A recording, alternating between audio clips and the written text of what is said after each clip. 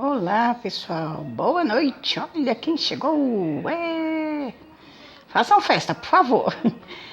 Então, gente, demorei um pouquinho, mas estamos aqui de volta para mais uma história. Olha o olhar de cansado dessa mulher. Ai, que horror, né? Vamos contar hoje a história de um rapaz que vive num país asiático. Vivia tão somente ele e a mãezinha dele, já com uma certa idade avançada, mas todos nós sabemos que quem vive num país asiático, normalmente são pessoas que têm uma duração de vida de 100, 120. O livro dos Guinness já chegou a se constar isso, pessoas que já viveram mais que 100 anos, né?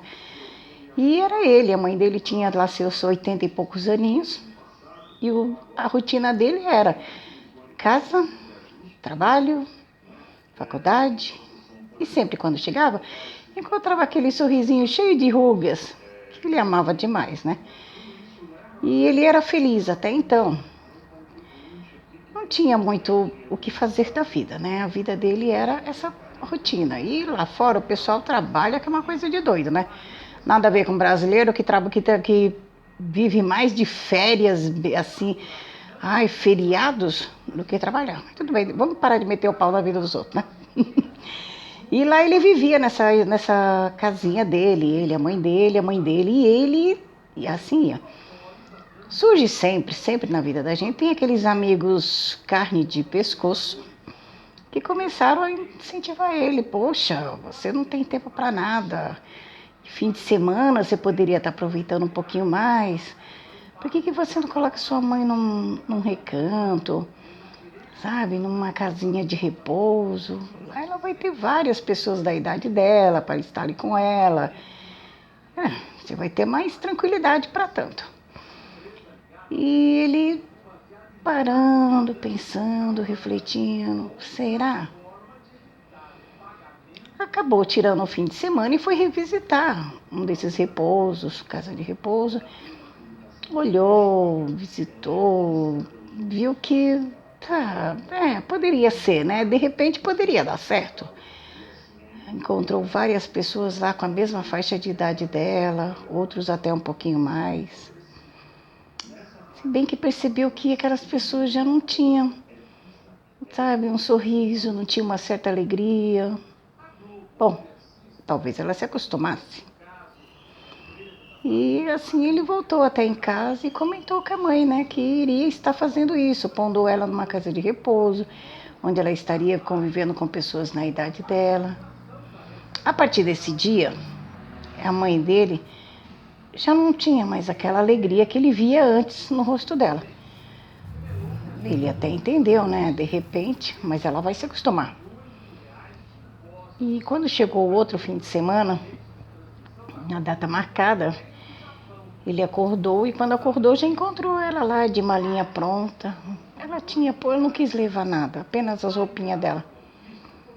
A malinha pronta, aquele olhar triste. Ele sentiu falta a semana inteira daquele sorriso enrugadinho, cheio de ruguinhas ao redor dos lábios que ele não via mais. Mas ela talvez se acostumasse.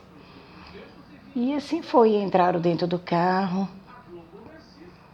Ele vendo assim, olhando de vez em quando o jeitinho da mãe, vendo ela com aquele olhar distante, uma tristeza que ele nunca tinha visto no olharzinho dela.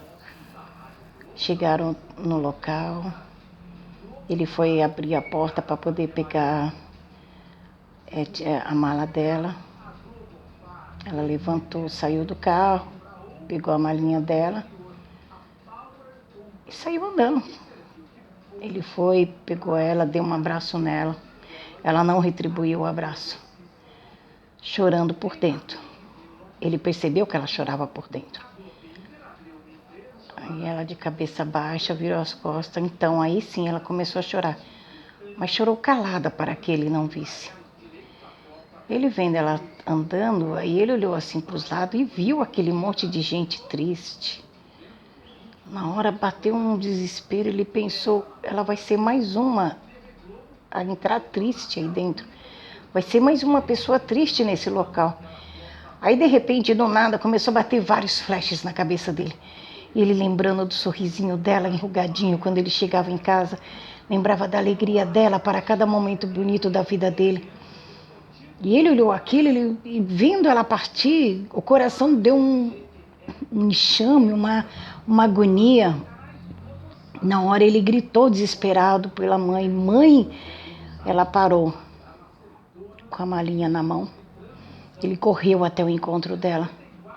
Abraçou ela, chorou, pedindo milhões de perdões a ela. Perdão, mãe. Perdão. Olha o que eu ia fazer com a senhora. A única razão que eu tenho nesse mundo de estar trabalhando, faculdade, é por você, e eu estaria fazendo um erro desse. E chorava. Aí ela retribuiu o abraço. Filho, tudo vai ficar bem. Ele pegou a mãezinha dele, colocou ela de volta no carro e voltou a encontrar no rosto dela o sorriso enrugado.